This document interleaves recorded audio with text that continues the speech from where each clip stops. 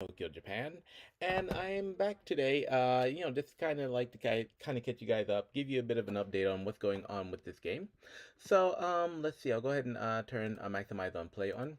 So I haven't been on streaming for the past couple of days because I've actually been looking for a studio space and kind of getting some personal stuff taken care of. Things are starting to slow down for me a little bit now, because my kids are finally back at school.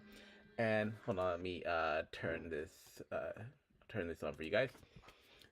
Because my kids are back at school, so that means that I can actually like seriously get back to like full time work on my game projects and stuff like that. So I think to start off, I'm just going to show you like some of the little minor changes that I've kind of made with this. I did put in a hold on. I did put in a few different. I put a few different things into the game that you guys will probably like. Let me go ahead and take it back to the where's my scene? Mm. Take it back to the sandbox. I finally renamed this scene to sandbox. Yeah, after all of this time of saying I was gonna rename it. So, all right. So this is our sandbox scene. I'll go ahead and like focus on Kuramiya here. So the sandbox hasn't really changed so much. You can still like see the player, and stuff like that. I did put in an enemy though. I put in a boss, a very generic boss. So here he is right here. So I'll let you guys see how that works. Basically, it's just kind of a boss that kind of wanders around the map. And it can like take pot shots at the player. So he can kind of like run around, shoot at the player, and he's got like a patrol pattern that I've already kind of set up here. So he can patrol between each point by like between random points. And so I'll quickly kind of like show you guys how I set that up. So here's the boss kind of shooting at us. You'll notice that he has his own like little life bar here. So I've included that in the game kit for you guys as well. So he's just gonna kind of like do his little random walking thing and try to shoot me. Um, but once he takes a certain amount of damage, I'm gonna go ahead and shoot this guy right now. So right now, he's got kind of just chilling, wandering, and doing his little patrol route. But once I finally start shooting back at him, he's gonna break that control route and like start trying to actually like do like try to mess me up, right? He's gonna get right on top of me, kind of chase a player, right? So so that's the little mini boss that I've kind of put in here just as the default, and then you guys can that's his splatter, and then you guys can like do whatever you want to with this, like maybe add some other weapons or maybe add some different controls to him. The way I set this boss up was by using a state machine. So when you go to the boss here in the sandbox mode, I haven't included it in the actual game level mode. I've only included it in sandbox mode right now. But when you go to the boss in the sandbox mode, what you'll see is I've got like my boss container here. I've haven't actually named this boss. I should probably like name this boss. I'll go ahead and add this container. Oh, sorry, I haven't added that to the boss container because I don't need to. Um, so, so here's my boss here, and this one actually has the boss tag associated with it on a boss layer. Inside of this boss, little sprite, container, we've got his ranged weapon. We've got his physical body, which is actually just this white box right now. And I've added a boss script to this top layer right here, which is basically derived from the enemy script. So it's got all of the same functions as the enemy script. So it can rotate, it can run, it has health. We can set the splatter effect if we want to. Which is that big black splat that you just saw. So he's got all of these. Like he can melee attack when he gets close, and he can shoot. I did give him some additional weapons. So he's actually got two weapons that he can like shoot from. So he has, or I mean, three different shot points inside of him. So you can actually give him multiple weapons with different timings to shoot at the player. So one could be like his normal gun, the next one could be like his big gun, and then like he can also have his super weapon, right? So all of that is already built into it, and he's also got his homing target. So that's with a pretty easy setup for the boss. He's also got like different different sound effects. So I've added a sound effect for just the boss that will let while he's kind of walking around or while he's kind of chasing you or doing whatever, he'll make like different sounds. And let's see what else. His movement is actually controlled by state machines in the animator. So this boss does have an animator controller associated with them, and we'll go ahead and like make this like much smaller so we can kind of zoom in. So he's got a couple of different animations like idle or intro, and then you can like set up. I set up a walk and a run. His walk is actually being controlled by a patrol behavior, which is a state machine. So in order to do that, I just went to add behavior, and I just found a script that was like that uses state machine, and that's already included in the kit as well. So like he had this like patrol behavior, which is actually connected to some of the patrol points that I've set up for him. So if you want to adjust his boss's patrol points, you can go to the AI elements, and you can go to boss patrol points.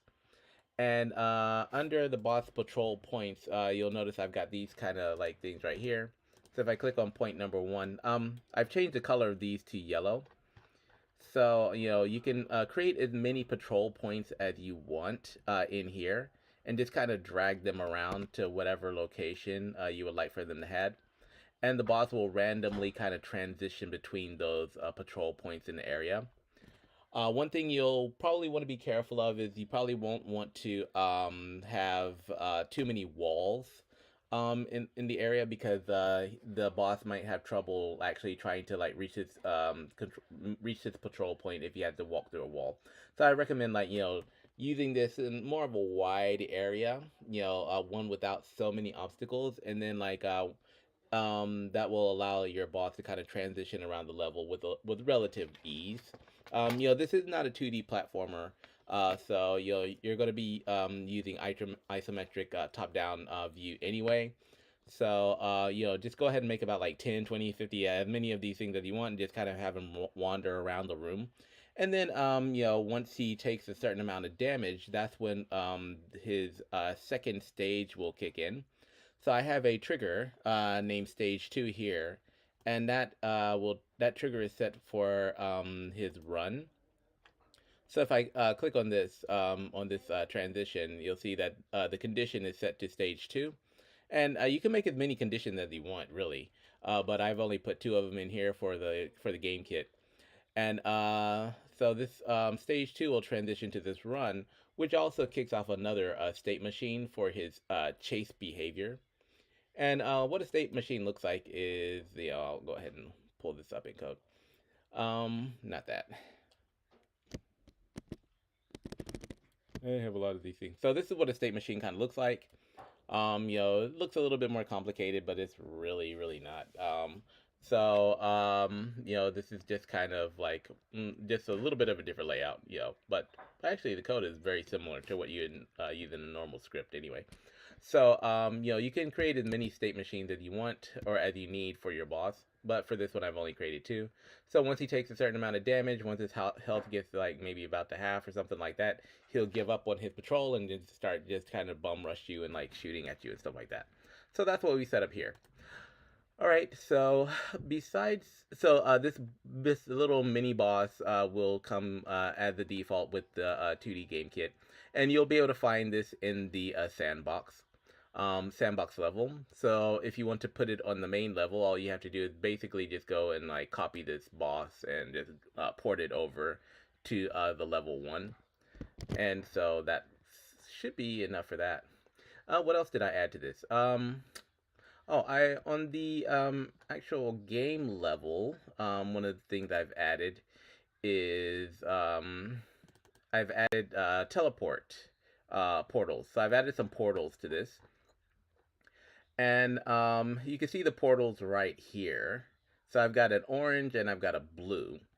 So the way that this works is basically these will allow the player to kind of jump to anywhere on the level.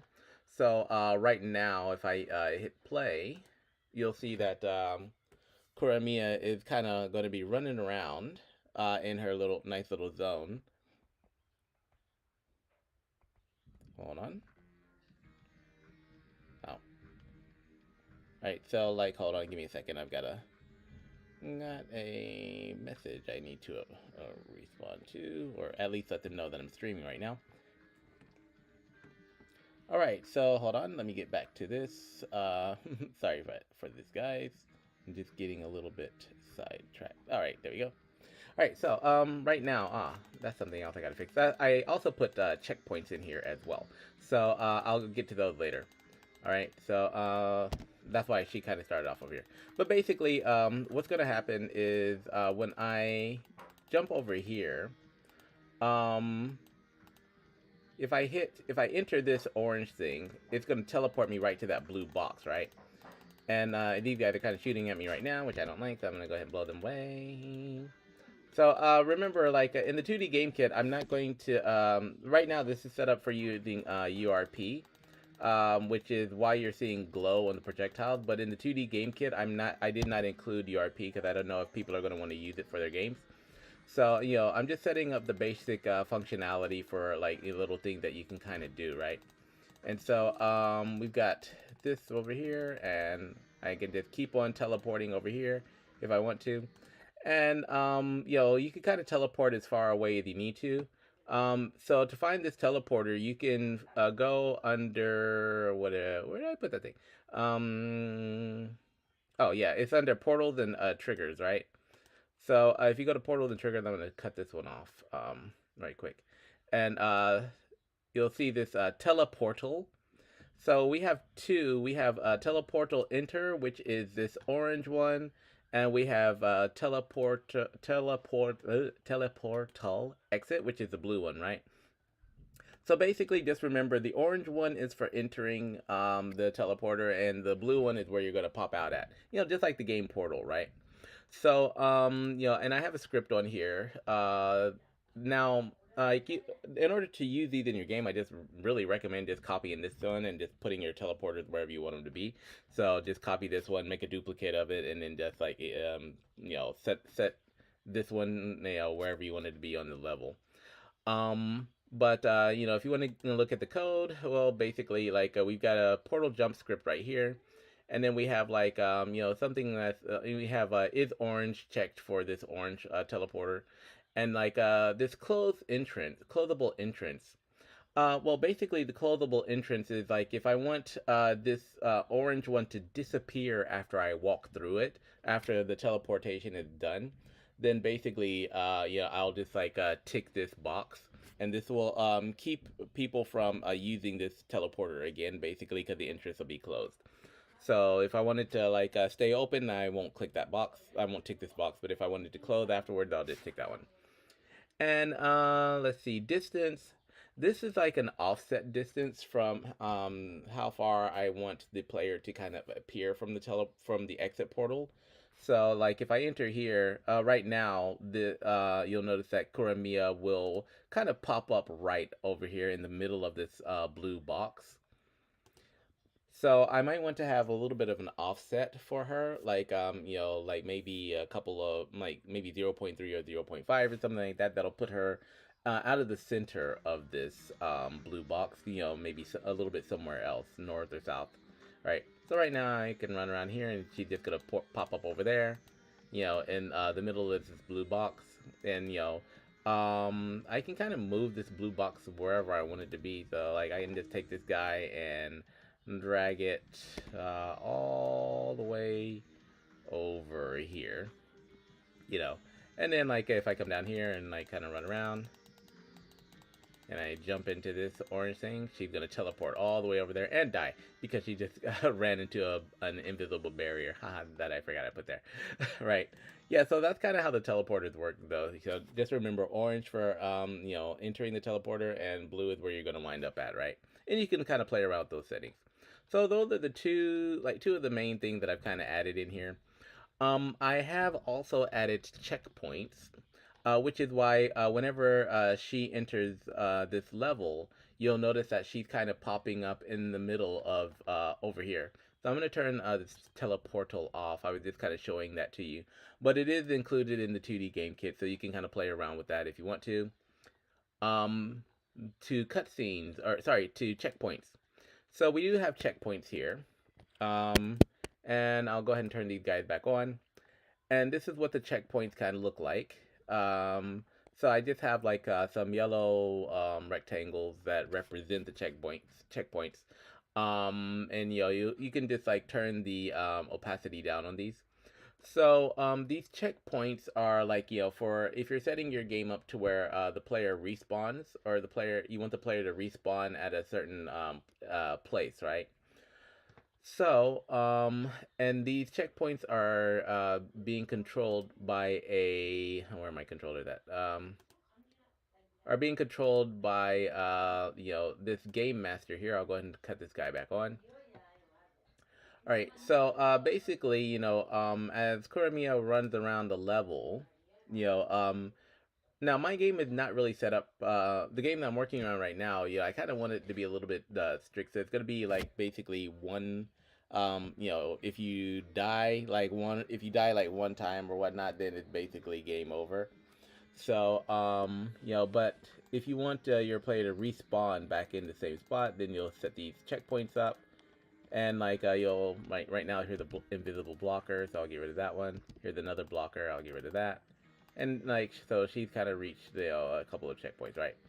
And what's gonna happen is for testing purposes, I put just so I can test it, I can just hit the P button, and that'll take her all the way back to this checkpoint.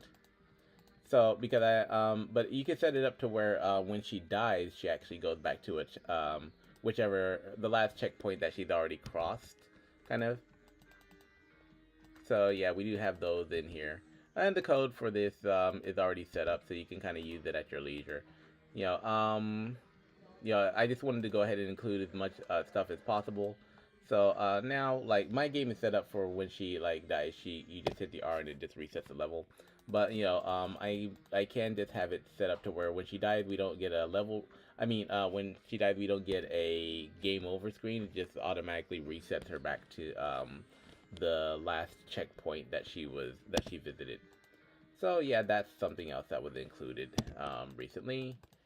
And other than that, the game is still kind of functioning like it was before, like not too many things. So, and the reason I'm kind of doing this stream is because, like, for the past like a month or so, I've been kind of working on the coding and stuff like that. But now I have finally found a programmer, a guy like who's really kind of interested in helping me out with this. So he's kind of volunteered to like, do some of the coding for me, and kind of check the coding that I've been kind of clean up my code and stuff like that, because I don't really like coding so much. And like I think, and there are people who are much better at it. Me, I am the story guy and the artwork guy, so that's kind of what I want to focus on from now on. So what I will be doing with this from this stream is I'm gonna leave most of the coding up to my up to my friend, whose name is Ito Pickle. And like he's like we just kind of connected on my Discord server. But he seems like he's got like quite a bit of experience on the coding side, and like that seems to be his forte. So I'm gonna let him like work on this from the code side from now on. And I'll just continue to add functionality to it, like to the game kit, and then I'll pass it over to him to clean everything up. And then we'll like put out, hopefully that'll allow us to put out better, more clean, concise code for you guys in the game kit. And while he's doing that, I'm going to be doing what I do best, which is working on the story. So from here on out, most of what you'll be seeing me do on Twitch will probably be like story and art related. So, with that being said, like, I will probably starting tomorrow, I'm gonna go ahead and start really filling in the story and showing you guys how I write the script and how I write the scenario for this. And then I'm gonna go ahead and start sketching out some of the cutscenes. Because right now, in this game, the cutscene that we have is just basically like nothing, just like kind of like a promotion, right? So this is what the cutscene kind of looks like at the moment.